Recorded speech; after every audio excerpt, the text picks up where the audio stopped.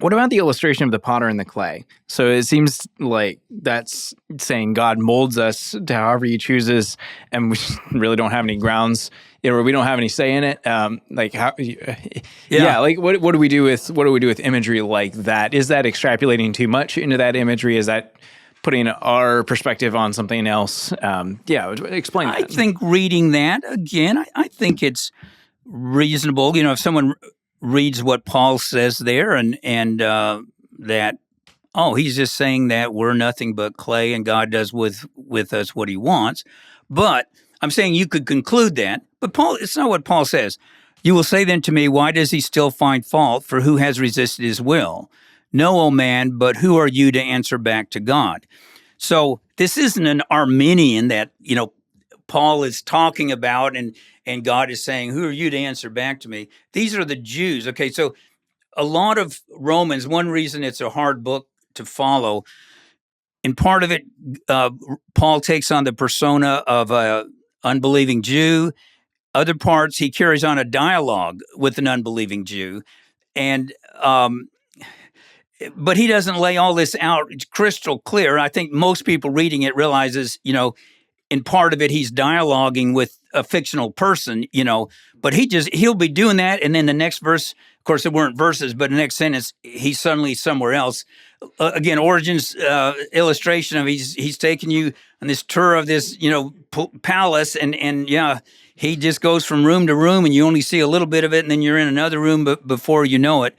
So, no, oh man, but who are you to answer back to God? So the Calvinists would read the oh man that Paul is talking to as being, well, like say an Armenian, someone who believes in free will. No, he's talking to this unbelieving Jew who's saying God has been unfair, and Paul is saying, who are you to answer back to God?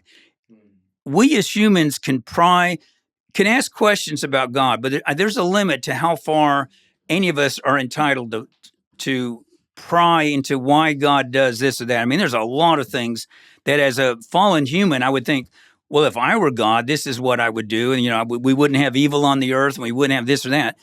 Yeah, but God's ways are different. They're higher than ours, so much higher that we're not going to comprehend everything he does. Now, it doesn't mean that we can put wicked things on God and just say, well, you don't understand.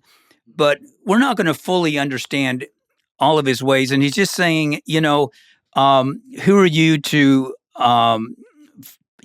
form this or that? So you're complaining as a Jew that God is being gracious to the Gentiles, but who are you to complain? God can be gracious whoever he wants. He can take these Gentiles, John's words were, he can raise children to Abraham from these stones, in the same way here, he can take these Gentiles and make them into a vessel that is worthy. Now, the key thing on this one that the early Christians point to is 2 Timothy 2:20 through 21. And this is such an illustration of why you never just take one passage of Scripture without looking at the whole picture, because Paul says something very similar there, where here he says, why did you make me like this? Out of the same lump of clay, he makes one vessel for honor and another for dishonor. And it sounds like, oh, okay, he just arbitrarily does this. But then in 2 Timothy, this is still Paul. He says, now in a large house, there are not only vessels of gold and of silver, but also of wood and clay. Some are for honor and some for dishonor. Almost the same things he's saying in Romans. But now listen, therefore, if anyone cleanses himself from these, he will be a vessel for honor, sanctified and suitable for the master's use, prepared for every good work. So there he says, if we cleanse ourselves of the wickedness, then we can be a vessel of honor. Aha.